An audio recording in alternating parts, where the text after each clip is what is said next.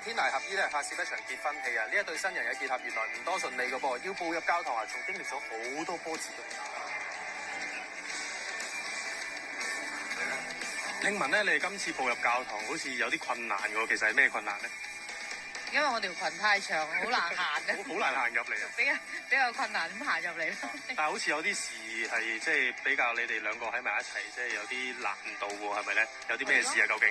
經咗9年嘅愛情長跑啦，咁中間有個仔夾住啦，因為個仔關係就即係好難，即係同我仔交代就成日拖住唔同結婚啦。咁個仔唔中意。係啦，咁跟住就要求婚嘅時候咧，咁啊又俾佢爹哋，即係佢阿爸啦，阿劉老師就掟咗出門口啦，咁樣啦，咁跟住就喺門口同佢求婚就終於就成功咗咯。咁啊，何姐你終於踏入教堂啦，呢一刻嘅心情點樣樣？角色裏邊啊，梗係高興啦，但係我自己冇乜所謂啦。好多次咯，好辛苦下啫。好多次。